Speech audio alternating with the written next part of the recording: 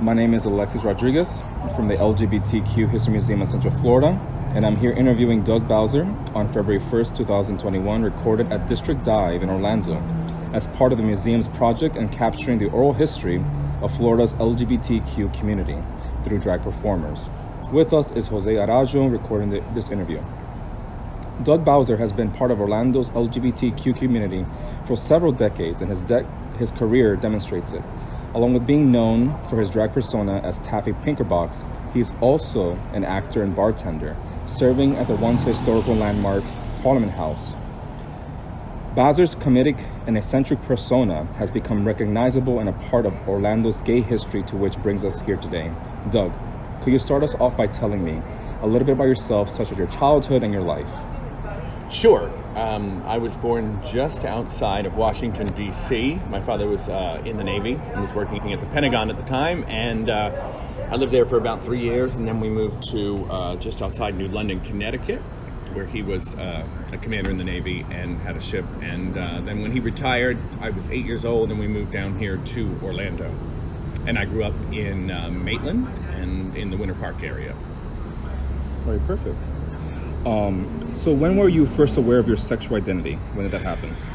I would say 12 or 13, like so many kids, going right into puberty. I can remember watching Leave It to Beaver, and Wally Cleaver got me tingling downstairs, moistened my nest, as Gingerman says.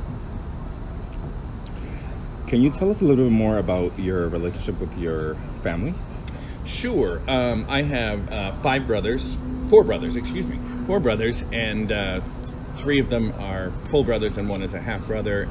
I grew up with the three brothers, and we are very close in age. My mother had 4 boys in 5 years, and I'm very close with the brother that's closest to me in age. And my father and mother separated when I was about 20, and I didn't have much contact with my father after that. And my mother's still alive, and I see her every once in a while. We never discuss my sexuality, but she certainly knows.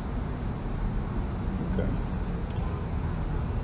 Could you tell us a little bit about your work experience? What were some of your first jobs, and what was it like working at them? And did sexuality affect bonding with others? Bonding with others. I did some modeling when I was a kid, but my first real job, I think, was at Disney when I was 16. I worked dancing in the parades. I don't really dance, so I was in the parade working as a dancer in the Bicentennial Parade, so that was 76. So for those of you that are doing math, I was 16 at the time. And that was a great experience. They picked us up at high school and brought us to Disney, and it was the first time I was really surrounded with openly gay people, and that's also the first time I ever went to a gay bar was then.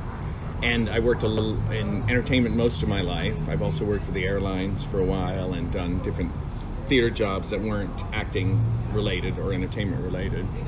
Okay. So can you tell us a little bit more about the gay bar you went to, the first one? The first bar I ever went to I was 16 years old, and I went to the Parliament House. We went on a Friday evening. I remember it was a couple of friends from high school and a couple of friends from church. And we decided that we were just going to go down to the Parliament House. We had heard that you could get in no matter how old you were if you just had even the worst photo ID. And I did, and we all did. So we went down there. I think one of us was 17, but we went down and watched the drag show at the Parliament House, and basically sat there with our jaws on the floor and watched. I had never seen anything like that. When I was 16, I was very naive. Grew up in church all of my life. Went to church 3 or 4 times a week all of my life. But I was 16 at the time and went, and it was a real eye-opener for me and a fantastic experience. I didn't go again for another couple of years after that, but I remember that night like it was yesterday. Yeah, I can remember that feeling of, oh, there's lots of me around here in this world, yeah. Okay, so could you tell us a little bit more about the Parliament House? Sure, the Parliament was a huge part of my life, especially my coming out life. I didn't consider that first visit my coming out, but I came out. I started going regularly in '78, probably when I was 18 years old. When I at that time you could go to a bar when you were 18 legally, and so I started going when I was 18 when I got out of high school, and met a bunch of friends there and just got a real core group of people, and it was a real safe space for us, and then started going a lot more. In '82 I started working for Disney again, doing the Tencennial Parade that was there, that's celebrating the 10th anniversary of Disney being open, and that was just a core group of like probably 80 people that had come from all across the country to dance in that parade. And there were just tons of gay people, and it was just a great atmosphere, and we would go out as a group out to the Parliament House and just have the time of our lives. So you mentioned the 1980s. What was the social climate like during the 1970s and 80s as a gay man? It was bizarre for me, because going to the Parliament House and starting to go heavy and going a lot during like '78, so that was the disco era, and it was crazy at a dance bar, and it was just fun. I mean, literally think Studio 54, but it was our little Orlando Studio 54. There was people coming from all walks of life coming in there, but it was again a safe space for gay people, and the early '80s the same thing, and you know, that kind of music started coming in, and it was fun. And what was the question again? Oh, the social climate. Well, that's the thing that I was saying was so bizarre, is that because I had so many friends at Disney that were gay, and because I had a really good lifestyle at the Parliament House, going and feeling in a safe space, I knew it was difficult for other people, and it was horrible to kind of be a gay person, and we were all very aware that it was hard to be a gay person in a small town, but we also were thankful for our little group of people and our little, you know, Orlando was a small town back then. If Disney hadn't opened, Orlando would still be an incredibly small town, but we've always had a large gay community because of Disney, because of the theme parks, because of SeaWorld and Universal. We've had tons of kids that move here to work at those theme parks that are gay. So it was, I think, a completely different atmosphere for us coming out than it is for people in small towns or anywhere else, really. Okay. So how did you guys meet if it wasn't in the P House? Like, what other avenues did you guys interact and socialize? Well, when I first came out, there was a lot of people that certainly did never want to go to the Parliament House, because that was kind of a stigma thing. Like, somebody might see your car there, or somebody might see you coming out, and there was a time when the police would drive around. When I first started going out to the Parliament House, and up until the late 90s probably, you could drive through the parking lot at the Parliament House. That whole thing that everybody calls the courtyard those were the parking spaces for the motel. And the police would drive around pretty consistently and collect license plate numbers. I don't know what they were doing with them, but they would just keep a track of who was at the Parliament House and stuff like that. And somebody told me one time that the Navy base, which used to be here, that there was three places they couldn't go. There was a bookstore near the Navy base, a dirty bookstore, some strip club on the trail, and the Parliament House was the three places that the sailors weren't allowed to go ever. And so I don't know if that was to do with what they were collecting the license plates for and stuff like that, but it was still, and you know, you would have to park your car across the street a lot of times, because what was the big parking lot at the Parliament House for many years used to be an orange grove, and they didn't have the parking that they got toward the end. So you would have to park across the street a lot, and a lot of times when you were running across the street, people would spit on you and call you faggot. Sorry, a truck just went by, and would call you faggot as you're out, you know, roll down their window and stuff, and throw stuff at you. But we were all like, once we got inside, we were like happy and joyous and gay. So outside of the whole club scene, what else was there? Was there like any gay churches? There were gay churches. I mean, and this is a long, you know, before the social apps. You know, there wasn't Adam for Adam. There wasn't any of the social apps, and there were, like I was saying, like a lot of people didn't want to go to the gay bars. There were cruising places to go to, and they were just somehow known within the gay community. Burdine's bathroom on the second floor at the Fashion Square Mall. People knew that was a cruising area, and you would either go in there and meet somebody and leave with them, or like the Jordan Marsh in the Colonial Mall. There were places that were just known like that. The rest area on I-4 by Disney was just really, really famous. It was in books and stuff, like as being a huge cruise area. People would go out there and have sex, or they'd meet somebody and then go to a hotel room and have sex. And of course, Hanks was always there. You know, Hanks has been open since the 80s. When I first started going to Hanks, it was on the trail, and it is now a McDonald's restaurant. But years and years ago, when I first started going, Hanks was a bar, and it had a back room, a dark room. If people know what that is, like they're still huge in Europe, where you just go back there and it's dark and you have sex. And so, but then it moved to where it is now on Edgewater, and it was right next to Odds and Ends, which was a big lesbian bar. I think Odds and Ends was the first place that the Parliament House owners ever owned. And so you would just kind of find sex wherever you could, if you couldn't go to a bar, which is what people in small towns did. They just somehow found each other. Okay. So you just mentioned lesbians. So what was the dynamics between gay men and lesbians? And was it common to have friendships between the two, or? I always have. Oh, sorry. I always have, because I've worked in theater and stuff, and there's just a tons of lesbians, and they've just always been friends of mine. I worked in the UK for a while, in the late 90s, and I had friends there that were just absolutely amazed that I had lesbian friends. That just didn't happen there in that town that I was working in. And it's always happened for me, but the lesbians also in Orlando have always been completely separate from the gay men. I mean, lesbians come over to the Parliament House because the Parliament House has always been the greatest place to dance, so they would come there. But there's always been lesbian bars or lesbian nights where there wasn't that much interaction between the two. But not in my case. Yeah, I've always had tons of lesbian friends.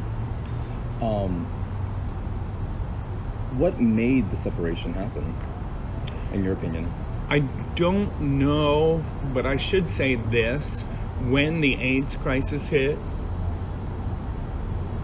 you know, it took a long time to figure this out, but women almost never get AIDS. It just doesn't happen unless they're getting, you know, in the yeah.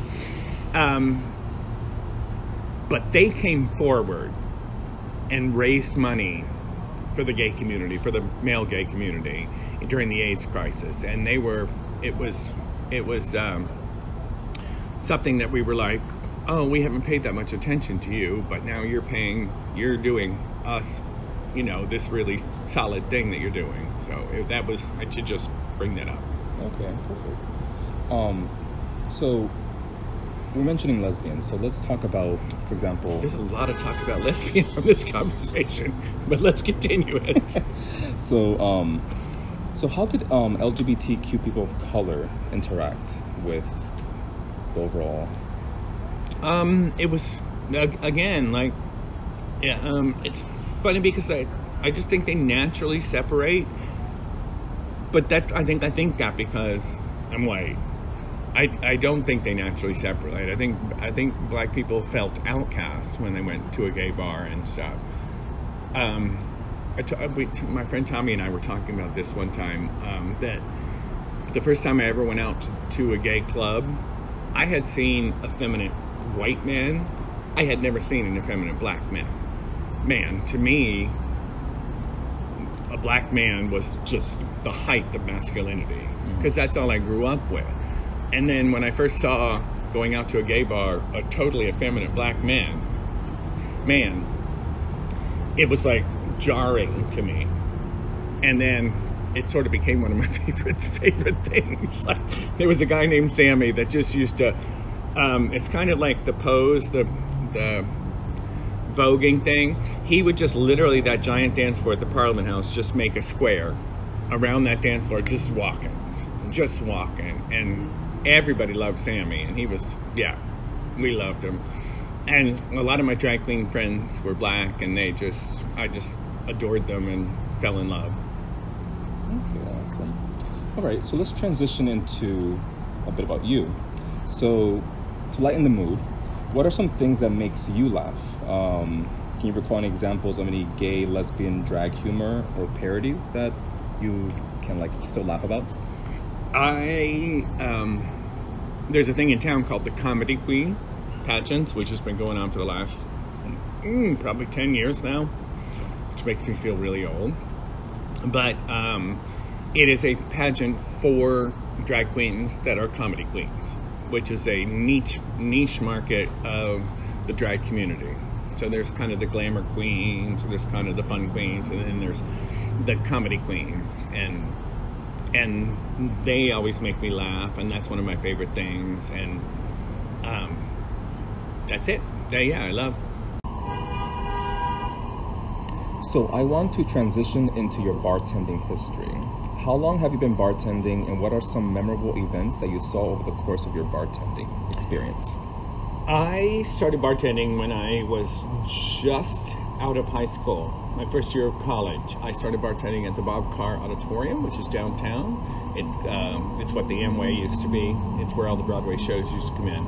And a bunch of my college friends and I used to go there, and we would go on and bartend the Broadway series and make like $25 a show, and that would be our spending money if we had 4 or 5 shows a week, and that was fun. But bartending, is one of those weird things where you can't do it unless you have experience, but you can't get experience unless you do it.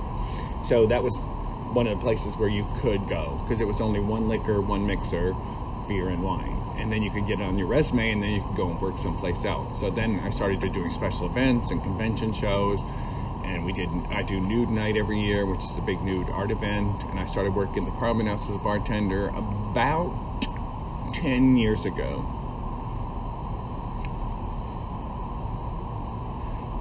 How has bartending helped shape the personality of who you are today? If it has. Personality, bartending shows you the best and the worst of everyone. So you just have to, I've always been a roll with the punches kind of guy, like nothing, I try not to let things face me.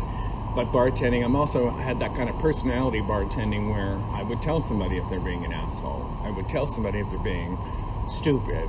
And half the time I realized, and bartender friends told me, like if they come up super, super drunk, you can almost say anything to them because they will not remember it the next day. And if they're going to the manager to complain about you, they will be, almost non-coherent when they're telling your manager that you've done this kind of thing. But it just, you start every shift being as friendly as you possibly can, and then try not to let it wane from there. And it just, I love bartending because you just meet a ton of people, and especially working at the Parliament House, there would just be people that have come in that will say to you, hey, I haven't been here in 30 years. And I like the way the place has changed. And I was one of the few bartenders that could talk to them about, oh yeah, it has. This used to be the restaurant, and that used to be the back bar, and this used to be the leather bar, and that kind of thing. So that was really a lot of fun. Okay, awesome. So let's talk about your first experiences with drag. You have a drag persona known as Taffy Pinkerbox. I do. Can you tell us a bit about this persona and some of Miss Taffy's influences? Sure. Ms. Taffy. Miss Taffy. She's a fallen woman. No, I started doing drag in the early 90s, so I was already pretty old. I started doing it in plays. People would cast me in roles, first of all in legitimate plays, which are plays that are written by other people, and I would get drag roles, and then people would start writing roles for me, or friends of mine would write a role, and then I would be in that show, and that's how I really started doing drag. And then about 7 years ago, I started doing a drag character called Taffy that you were talking about in a show at the Orlando Fringe Festival, and it grew from there. Like I started doing that persona, which is 65-year-old retired prostitute who just decided to do a one-man show at the Fringe Festival. She met a friend in jail who told her you can make some money doing a show at the Fringe Festival, and that's how that all started. So, and I used to do Joan Crawford impersonation in a show. Obviously, I looked nothing like Joan Crawford, and I can look nothing like Joan Crawford, but I just made fun of her based on the movie Mommy Dearest. Okay. What were some of Miss Taffy's influences? Well, the reason I started doing it is I was up one night late, a little drunk, and I started watching a documentary with these two prostitutes in Amsterdam who were sisters, and they were retiring, and they were talking about their long life in the prostitution industry. And so I thought to myself, I'll just start doing this and thinking about that, and so I decided that's what I was going to do for that Fringe show. And so I just want her to be super bawdy and super offensive, but she doesn't know she's being offensive. So she's like saying horrible things, but they're just a part of her life, so she doesn't realize that they're incredibly offensive to other people. This sounds a lot like Miss P, who I love and who I grew up with and was a good friend of mine. When I first came out in the early 80s, I met Paul really early, Miss P, really early when I was in my coming out process, and I had a group of friends that were friends with her, and so I became a friend of hers, and she was a mentor to me when I first came out in the early 80s, and I spent most of the 80s being really good friends with her and her brother, who moved down shortly thereafter, and hung out with them a lot. And we would go out and watch both shows at the Parliament House, and then eat with Paul and a group of people at the restaurant at the Parliament House. And he was just one of my favorite people in the world, and one of the kind of quickest, most intelligent entertainers I've ever met in my life, and probably will ever met. Not just met in my life, but seen in my life. I've never seen anybody who's as quick as Paul was, and as intelligent and as humorous as Paul was. And I learned a lot from him, just watching him. Watching him 3 nights a week for 15 years, just sitting in that show and watching him MC. It was a time at the Parliament House, and I don't mean to insult any of the queens that worked at the Parliament House, but it was a time at the Parliament House. So now when you go there, or for a long time when you went there, when a drag queen was on, you were like, oh, I don't like this one. This is when I'm going to go pee. No one went to go pee when Paul was on stage. So he would come out and MC between every single drag queen, and you would be there for that, and then you would run to the bathroom when the drag queen was on and come back because you didn't want to miss what Paul was doing, because he would have that audience in the palm of his hand, no matter who it was, and the audience was so diverse, and he would tear people to shreds, and they would love it. I've never seen somebody that could tear somebody to shreds and then just say, just kidding, and they would be okay with it and laugh and come back every single week after that. Wow. Yeah, I adored him. There's not much more to say than that. Yeah. So, Miss Taffy, I mentioned the Comedy Queen pageantry. Did you ever participate in any pageants, awards? Never in my life. No. Locke, who runs the pageant, the Comedy Queen pageant, April Fresh, she keeps asking me to enter. He goes, because you get it. You should do it, and you're funny, but I said I would want to do it and then come in second, so I don't have to do anything after that. I don't want to promote the pageant. Not that I don't want to promote the pageant, but I just don't want to. I don't want to do all the work to get other preliminaries in there and do all that stuff. No offense to anybody, but that's just not my gig. That's just not what I do. I just want to go out there and be funny and be funny. Awesome. So in what ways did do you feel that drag performance has evolved from your initial contact with it and how you perform? There is a lot of diversity, I feel, more than there was in the drag community before I started doing it. It was a lot of the coming out and doing Celine Dion or doing Shirley Bassey or doing something in an evening gown. I feel like now it's a lot more fun. And the other thing was, there used to be a line between the glamour queens and the comedy queens. Now you can do both. You can be fun and you can come out and do a fun number, and you can do, you know, your glamour number every once in a while, and you can, you know, be good on a microphone, hopefully. That should be something you aspire to. I'm talking to you, RuPaul girls. But, yeah. So there's, yeah. Okay.